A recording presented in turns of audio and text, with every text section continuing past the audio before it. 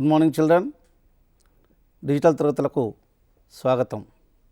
మనకు కాలాలు 3 రకాలని తెలుసు కదా.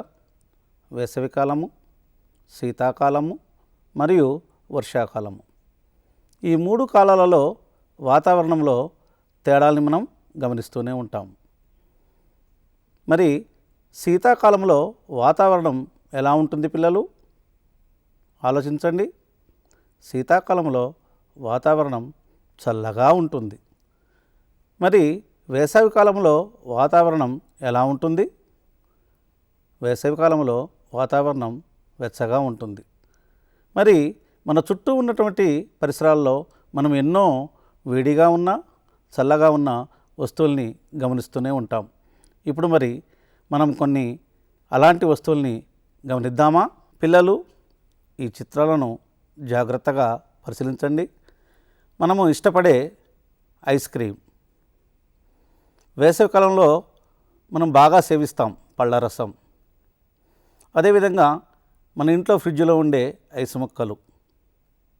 అదేవిధంగా సామాన్యుడు ఫ్రిడ్జ్ కుండలోని నీరు. పిల్లలు ఈ పదార్థాలని గమనించారు కదా. వీటిని చల్లదనము గల పదార్థాలు అంటారు.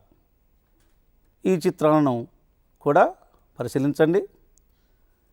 కప్పులోని వేడి కాఫీ. అదేవిధంగా మన ఇంట్లో ఉపయోగించే మండుచున్న అగ్గిపుల్ల. మన గ్రామంలో కమ్మరి దగ్గర కొలిమిలో మనం చూస్తూ ఉంటాం. కొలిమిలోని ఎర్రగా కాలిన ఇనుప కడ్డి. మన అమ్మ రొట్టెలు చేస్తుంది కదా, రొట్టెల పేనం.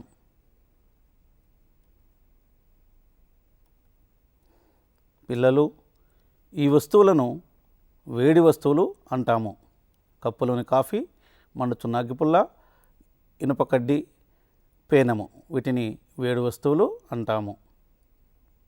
పిల్లలు మరోసారి చల్లని వస్తువులను గమనిద్దాము. పిల్లలు ఈ 2 చల్లని వస్తువులను జాగ్రత్తగా గమనించండి. ఐస్ క్రీమ్, కుండలోని నీరు. ఈ రెండింటిలో ఏది ఎక్కువ చల్లగా ఉంటుంది? ఆలోచించండి. పిల్లలు ఐస్ క్రీమ్ ఎక్కువ చల్లదనమును కలిగి ఉన్నది కదా. ఇప్పుడు మరో 2 వేడి వస్తువులను చూద్దాము. పిల్లలు ఈ 2 వేడిదనము గల పదార్థాలను గమనించండి. కప్పులోని వేడి కాఫీ, కొలిమిలోని ఇనుప కడ్డి. ఈ రెండింటిలో ఏది ఎక్కువ వేడిగా ఉంటుంది? ఆలోచించండి. పిల్లలు కప్పులోని కాఫీ మరియు కొలిమిలోని ఇనుప కడ్డీలలో ఏది ఎక్కువ వేడిదనమును కలిగి ఉన్నది? కొలిమిలోని ఇనుప కడ్డీ కదా. పిల్లలు మనం 2 చల్లదనం కలిగిన పదార్థాలని పోల్చి చూసాము. అదేవిధంగా 2 వేడిదనము గల పదార్థాలను కూడా పోల్చి చూసాము. ఈ వేడిదనము చల్లదనము స్థాయిలో తేడాల్ని మనం గమనించాము కూడా. మరి పదార్థాల యొక్క చల్లదనము మరియు వేడిదనము స్థాయిలోని మార్పుని మనం ఒక భౌతిక రాశితో తెలియపరచాలి కదా. ఈ భౌతిక రాశిని ఉష్ణము అంటాము. పదార్థాల యొక్క చల్లదనము లేదా వేడిదనము స్థాయిని తెలిపే భౌతిక రాశిని ఉష్ణము అంటాము. ఉష్ణమును క్యాలరీలు మరియు జౌలులలో కొలుస్తాము. ఉష్ణము ఒక శక్తి స్వరూపము. పిల్లలు శక్తి స్వరూపం అనగా అది ఒక పనిని చేయాలి. మరి ఇప్పుడు ఉష్ణము ఒక శక్తి స్వరూపం ఎలానో చూద్దామా? పిల్లలు ఉష్ణము ఒక శక్తి స్వరూపమని తెలుసుకున్నటకు ఒక కృత్యాన్ని చూద్దామా? ఉష్ణము ఒక శక్తి స్వరూపమని తెలుసుకున్న కృత్యము చేయుటకు కావలసిన పరికరాలు జాగ్రత్తగా గమనించండి పిల్లలు. 1 పరీక్షణాళిక, 2 పట్టుకారు, 3 అగ్గిపెట్టె, 4 గ్యాస్ స్టవ్, 5 తగినన్ని నీరు, 6 పరీక్షణాళికలో బిగుతుగా ఉంచుటకు ఉపయోగించే రబ్బరు బిరడ. పిల్లలు ఈ కావలసిన పరికరాలని ముందుగా ఒక బల్లపై మనం సమకూర్చుకోవాలి. చిత్రంలో చూశారు కదా. ముందుగా అగ్గిపెట్టెను ఉపయోగించి గ్యాస్ స్టవ్ని వెలిగించాలి. జ్వాల తక్కువగా ఉండేటట్లు జాగ్రత్తను తీసుకోవాలి. మీ ఉపాధ్యాయుడి సహాయం కూడా తీసుకోండి. అదేవిధంగా పరీక్ష నాళికను పట్టుకారు యందు బిగుతుగా బిగించి దానిలో తగినన్ని నీటిని తీసుకోవాలి. రబ్బరు బిరడాను పరీక్ష నాళిక యొక్క మూతికి బిగుతుగా బిగించాలి. చూసారుగా పిల్లలు. పట్టుకారు సహాయంతో నెమ్మదిగా పరీక్ష నాళికను స్టవ్ యొక్క జ్వాలపై ఉంచాలి. ఇప్పుడు పరీక్ష నాళికలో ఎలాంటి మార్పు వస్తుందో జాగ్రత్తగా గమనించండి. పరీక్ష నాళికలోని నీరు నెమ్మదిగా వేడెక్కుచున్నది.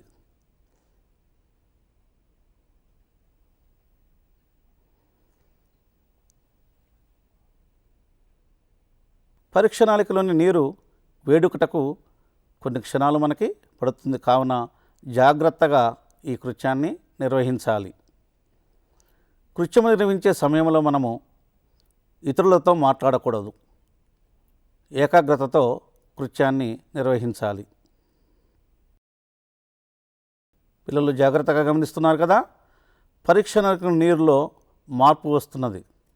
నీరు మరుగుచున్నది మరియు నీటి ఆవిరిగా మారుతున్నది. నీరు మరుగుతూ నీటి ఆవిరిగా మారి రబ్బరు బిరడాను కిందకు పడేసింది. పిల్లలు చూశారు కదా. రబ్బరు బిరడ ఒకేసారి కిందకు పడింది. పిల్లలు, రబ్బరు బిరడాను కిందకు ఎవరు పడేశారు ఆలోచించి చెప్పండి. స్టవ్ జాలలోని ఉష్ణమును పరీక్ష నాళికలోని నీరు గ్రహించి నీటి ఆవిరిగా మారింది. నీటి ఆవిరి తనకు గల గతిశక్తితో రబ్బరు బిరడాను కిందకు పడేసింది. కావున ఉష్ణము ఇచ్చట ఒక పనిని చేసింది. దీనిని బట్టి ఉష్ణము ఒక శక్తి స్వరూపమని మనం చెప్పవచ్చు. పిల్లలు, ఉష్ణము ఒక శక్తి స్వరూపమని తెలుసుకున్నాం కదా. ఉష్ణమును క్యాలరీలు మరియు జౌలలో కొలుస్తాము. ఇప్పుడు మనం ఒక కృత్యాన్ని చేద్దామా? మీ 2 అరచేతులని చాచండి. దగ్గరగా తీసుకొచ్చి కొన్ని క్షణాల పాటు బాగా రుద్దండి. తర్వాత మీ 2 అరచేతులను మీ చెంపలకు తాకించండి. మీరు ఇప్పుడు వేడి అనుభూతిని పొందారు కదా. మరి ఈ వేడి అనుభూతి కారణం మన అరచేతులలోని ఉష్ణము మన చెంపలలోకి ప్రసరణ చెందిందన్నమాట. మరి ఇలాంటి ఉష్ణ ప్రసరణను కొన్ని వాటిని చూద్దామా? ఈ చిత్రాలను పరిశీలించండి. అరచేతిలో మంచు ముక్కలను పట్టుకున్నాము. మనకి చల్లటి అనుభూతి కలిగింది. దాంతోపాటు అక్కడ మార్పును గమనించండి పిల్లలు. మంచు ముక్కలు కరుగుతున్నాయి. అంటే మన చేతిలోని ఉష్ణము మంచు ముక్కల్లోకి ప్రసరించినది. వేడి కప్పును తాకగానే కాలిన అనుభూతి కలిగినది కదా పిల్లలు. స్టవ్ పై ఉన్న వంట పాత్రను తాకినట్లయితే కూడా మనకి వేడి అనుభూతి కలుగుతుంది. దీనికి కారణాన్ని ఆలోచించండి. వంట పాత్ర వేడిగా ఉన్నది, మన చేయి చల్లగా ఉన్నది. వంట పాత్రలోని ఉష్ణము మన చేతిలోకి ప్రసరణ చెందుతుంది. చూడండి పిల్లలు. ఇప్పుడు మనం గమనించాం కదా, స్టవ్ మీద ఉన్న పాత్ర వేడిగా ఉన్నది, మన చేయి చల్లగా ఉన్నది. ఉష్ణము వేడిగా ఉన్న పాత్ర నుండి చల్లగా ఉన్న మన చేతి వైపు ప్రసరణ చెందుతున్నది. గమనించండి. అదేవిధంగా చలిమంట కాగుతాం కదా, చలిమంట నుండి మన చేతుల వైపు ఉష్ణము ప్రసరణ చెందుతుంది. కప్పు, వంటపాత్ర, ఐసు ముక్కలను తాకినప్పుడు మనకు వాటికి మధ్య ఉష్ణము ప్రసరించింది. దీనినే ఉష్ణ మార్పు లేదా ఉష్ణ వినిమయం లేదా శక్తి మార్పు అని కూడా అంటారు. అంటే పిల్లలు, ఉష్ణము వేడి పదార్థాల నుండి చల్లని పదార్థాలకు ప్రసరించును. ఇప్పుడు మనము కొన్ని శక్తి మార్పులను పరిశీలించుదాం. మన వంటింట్లో ఉన్నటువంటి గ్యాస్ సిలిండర్లోని వాయువు గొట్టము ద్వారా స్టవ్లోకి ప్రవేశించి ఉష్ణశక్తిగా మార్పు చెందినది. గమనించండి పిల్లలు. అదేవిధంగా మన ఇంటి యందు ఉన్నటువంటి విద్యుత్ శక్తి హీటర్ యొక్క ప్లగ్ ద్వారా హీటర్లోకి ప్రవేశించి ఉష్ణశక్తిగా పరివర్తనం చెంది నీటిని వేడి చేయుచున్నది. గమనించండి.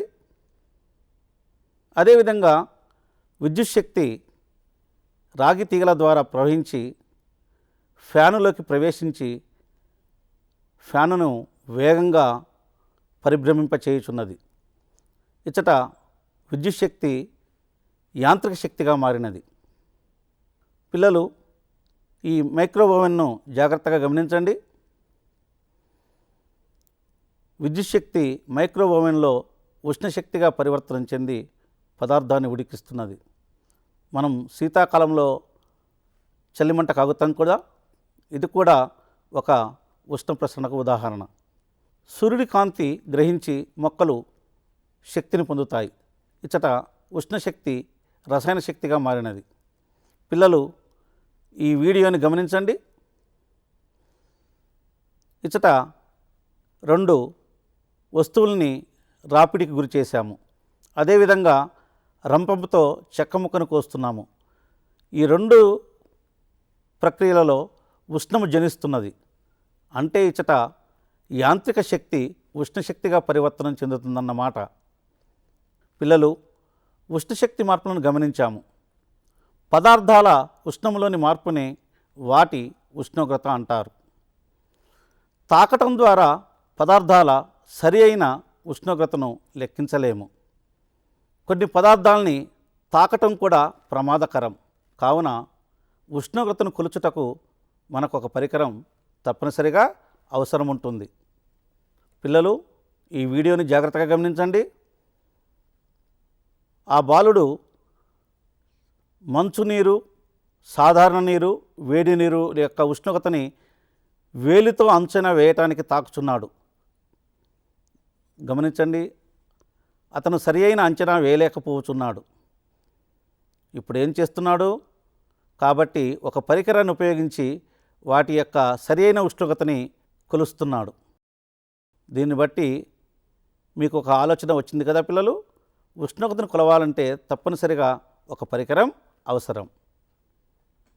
పిల్లలు, విద్యార్థి 3 గాజు గ్లాసులలోని నీటిని తాకడం ద్వారా సరైన ఉష్ణోగ్రతను అంచనా వేయలేకపోయాడు. అందుకే ఒక పరికరమును అతను ఉపయోగించాడు. చూడండి. ఉష్ణోగ్రతను కొలుచు పరికరమును ఉష్ణమాపకం లేదా థర్మామీటర్ అంటాము. థర్మామీటర్ చిత్రాన్ని గమనించండి. ఇప్పుడు థర్మామీటర్ని క్షుణ్ణంగా పరిశీలిద్దాము. ఒక సన్నని గొట్టము ఉన్నది. దానిపై మరో స్తూపాకార గాజు గొట్టము ఉన్నది. జాగ్రత్తగా గమనించండి. స్తూపాకార గాజు గొట్టంపై అనేక విభాగాలు గుర్తించబడి ఉన్నాయి. ఈ గొట్టం యొక్క అడుగు భాగంలో పాదరసము ఉన్నది. ఇది మరో ఉష్ణమాపకం. గమనించండి. ఇంతకుముందు గమనించిన ఉష్ణమాపకం వలె దీనిపై కూడా అనేక విభాగాలు గుర్తించబడి ఉన్నాయి. జాగ్రత్తగా గమనిస్తున్నారు కదా. ఉష్ణమాపకం లేదా థర్మామీటర్లోని భాగాలను తెలుసుకుందాము. పిల్లలు, మీ ఉపాధ్యాయుడి సహాయంతో ఈ పటాన్ని గీచి భాగాలను గుర్తించడానికి ప్రయత్నం చేయండి. పటాన్ని ఒకసారి పరిశీలించండి. గాజు బల్బు, దాని నిండా పాదరసం నింపబడి ఉన్నది. సన్నని గొట్టమును కేశనాళిక అంటాము. వెలుపలి గొట్టాన్ని గాజు గొట్టము అంటాము. ఈ 2 కలిసిన చోట సీల్ చేస్తాము. దానిని హుక్ అంటారు. పిల్లలు, థర్మామీటర్ని చూసాం కదా. దానిలోని భాగాలను కూడా తెలుసుకున్నాం కదా. దానిపై అనేక విభాగాలు గుర్తించి ఉన్నాయి. వాటిని డిగ్రీలు అంటాము. పదార్థం యొక్క ఉష్ణోగ్రతని డిగ్రీ సెల్సియస్, డిగ్రీ ఫారెన్హీట్ మరియు డిగ్రీ కెల్విన్లలో కొలుస్తాం. అనగా ఉష్ణమాపకాలు 3 రకాలని మనం చెప్పవచ్చు. వాయు పదార్థాల యొక్క ఉష్ణోగ్రతను డిగ్రీ కెల్విన్లలోను, అన్ని రకాల భౌతిక పదార్థాల యొక్క ఉష్ణోగ్రతను డిగ్రీ సెల్సియస్లోను, ప్రాణులు అనగా మనము జంతువుల యొక్క శరీర ఉష్ణోగ్రతను డిగ్రీ ఫారెన్హీట్లలో కొలుస్తారు. ఏ ఉష్ణమాపకమైనను పాదరసం మీద ఆధారపడి పనిచేస్తుంది. ఉష్ణమాపకం ఒక సూత్రంపై ఆధారపడి పనిచేస్తుంది. ఈ సూత్రం ఏమిటో మీకు తెలుసా?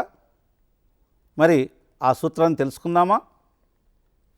థర్మామీటర్ ఏ సూత్రంపై ఆధారపడి పనిచేస్తుందో తెలుసుకుందామా? పిల్లలు ఈ వీడియోని గమనించండి. థర్మామీటర్ను వేడిగా ఉన్న పదార్థం యందు ఉంచినారు. థర్మామీటర్లోని పాదరస మట్టముని గమనించండి. క్రమంగా పాదరసం వేడెక్కిన కొలది పాదరస మట్టం పెరుగుతూ ఉన్నది. గమనించారు కదా? ఇలా పాదరస మట్టం పెరుగుతున్నది అంటే పాదరసం వ్యాకోచిస్తుందని అర్థం. పిల్లలు ఇప్పుడు థర్మామీటర్ను చల్లని పదార్థంలో ఉంచినారు. గమనించండి, పాదరస మట్టం ఏం మార్పు చెందుతున్నది? క్రమంగా పాదరస మట్టం తగ్గుతున్నది, అనగా పాదరసం సంకోచిస్తూ ఉన్నది. పిల్లలు జాగ్రత్తగా గమనించండి. ఈ వీడియో ఆధారంగా వేడి చేస్తే పదార్థాలు వ్యాకోచిస్తాయి అనే ధర్మంపై ఆధారపడి థర్మామీటర్ పనిచేస్తుంది. థర్మామీటర్ను ఉపయోగించి ఒక పదార్థం యొక్క ఉష్ణోగ్రతని కొలుద్దాం. పిల్లలు గమనించండి, థర్మామీటర్ యొక్క ప్రారంభ ఉష్ణోగ్రత 26 డిగ్రీ సెల్సియస్. ఇప్పుడు ఏ పదార్థం యొక్క ఉష్ణోగ్రతని కనుగొనాలో ఆ పదార్థం యందు పాదరస బల్బు మునిగేటట్లు ఉంచాలి. చూడండి, గమనించండి పిల్లలు. వేడి పదార్థంలో ఉంచగానే థర్మామీటర్లోని పాదరసం వ్యాకోచించడం వల్ల పాదరస మట్టం పెరుగుతూ ఉన్నది. గమనించండి, థర్మామీటర్లోని పాదరస తుది మట్టము సుమారు 90 డిగ్రీ సెల్సియస్ వద్ద నిలకడగా ఉన్నది, అనగా ఆ పదార్థం యొక్క ఉష్ణోగ్రతని 90 డిగ్రీ సెల్సియస్గా మనము చెప్పవచ్చు. నిత్య జీవితంలో మనం ఉపయోగించే కొన్ని ఉష్ణమాపకాలను ఇప్పుడు చూద్దాము. పిల్లలు జాగ్రత్తగా ఈ ఉష్ణమాపకాలను గమనించండి.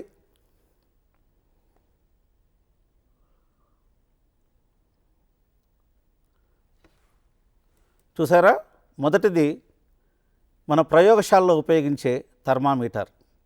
రెండవది కూడా ప్రయోగశాలలో ఉపయోగిస్తాం, కానీ దీని ప్రత్యేకత ఆల్కహాల్తో నింపబడి ఉంటుంది. దీనిని ఆల్కహాలిక్ థర్మామీటర్ అంటాము. పిల్లలు మూడవ థర్మామీటర్ను చూడండి. ఇది ప్రాణులు అనగా మనము జంతువుల శరీర ఉష్ణోగ్రతని కొలవటానికి ఉపయోగించే థర్మామీటర్. దీనిని క్లినికల్ థర్మామీటర్ అంటారు. దీని కొలతలు ఫారెన్హీట్లలో ఉంటాయి. పిల్లలు నాలుగవ థర్మామీటర్ని గమనించండి. ఇది ఆధునిక థర్మామీటర్. దీనిని డిజిటల్ థర్మామీటర్ అంటాము. ఐదవ థర్మామీటర్ని చూసారా? ఇది కూడా ఒక డిజిటల్ థర్మామీటర్. ఈ థర్మామీటర్ను చిన్నపిల్లల కోసం ఉపయోగిస్తాము. ఎందుకనగా చిన్నపిల్లల్ని మనము ఉష్ణోగ్రత తెలుసుకున్నట్టుకు వారు సహకరించరు, కావున ఇది స్పర్శ ద్వారా ఉష్ణోగ్రతని తెలియచేస్తుంది. పిల్లలు ఈరోజు మనము ఎన్నో విషయాలు తెలుసుకున్నాము. పదార్థాల వేడిదనం, చల్లదనం స్థాయిని తాకడం ద్వారా గుర్తించడం, అదేవిధంగా పదార్థాల యొక్క వేడి లేదా చల్లదన స్థాయిల ఉష్ణం అంటామని తెలుసుకున్నాము. ఉష్ణమును క్యాలరీలు మరియు జౌలులో కొలుస్తామని తెలుసుకున్నాము. అదేవిధంగా ఉష్ణము వేడి ప్రదేశం నుంచి చల్లని ప్రదేశం వైపు ప్రసరిస్తుందని తెలుసుకున్నాము. అదేవిధంగా పదార్థాల ఉష్ణ మార్పునే ఉష్ణోగ్రత అంటామని కూడా తెలుసుకున్నాము. పదార్థాల యొక్క ఉష్ణోగ్రతని కొలుచు పరికరమును థర్మామీటర్ లేదా ఉష్ణమాపకము అని తెలుసుకున్నాము. ఉష్ణమాపకంలో ఉన్నటువంటి భాగాలను డిగ్రీలు అంటారని తెలుసుకున్నాము. అదేవిధంగా డిగ్రీ సెల్సియస్, డిగ్రీ ఫారెన్హీట్ మరియు డిగ్రీ కెల్విన్ అనే 3 ఉష్ణోగ్రతామానాలు ఉన్నాయని కూడా తెలుసుకున్నాము. అదేవిధంగా నేటి ఆధునిక ప్రపంచంలో రకరకాల థర్మామీటర్లను ఉపయోగిస్తున్నాము. అవి ఏంటో కూడా చూసాము. మరి ఇప్పుడు మనం ఈ విషయాలపై మూల్యాంకనం చేద్దామా? 1. నిత్య జీవితంలో చల్లగా ఉండే 2 వస్తువుల పేర్లు చెప్పండి. ఉష్ణం అంటే నీవేమి అర్థం చేసుకున్నావో తెలుపుము. ఉష్ణము ఒక శక్తి స్వరూపమనడానికి ఒక కృత్యాన్ని వివరించుము. నిత్య జీవితంలో మీరు గమనించే ఉష్ణ మార్పులకు 2 ఉదాహరణలు ఇవ్వండి. ఉష్ణోగ్రతను కొలిచే పరికరం పేరు చెప్పండి. ఆలోచించండి, చర్చించండి. పిల్లలు, ఉష్ణము, ఉష్ణోగ్రత 2 పదాలు ఒకటేనని భావిస్తున్నారా? మీ ఉపాధ్యాయుడితో కానీ మీ స్నేహితులతో కానీ చర్చించండి. ప్రాజెక్టు పని. నిత్య జీవితంలో ఉపయోగించే వివిధ రకాల ఉష్ణమాపకాలపై ఒక నివేదిక రాసి మీ ఉపాధ్యాయునికి సమర్పించండి. పిల్లలు, మూల్యాంకనంలోని ప్రశ్నలను గమనించారు కదా? మీ ఉపాధ్యాయుడి సహాయంతో వీటికి సమాధానాలు సేకరించి నోట్స్ యందు పొందుపరుచుకోండి. ఈరోజు మనం అనేక ఉష్ణ విషయాలు తెలుసుకున్నాం. మరికొన్ని విషయాలని తదుపరి డిజిటల్ తరగతి నందు తెలుసుకుందాం. ధన్యవాదములు. సెలవా మరి.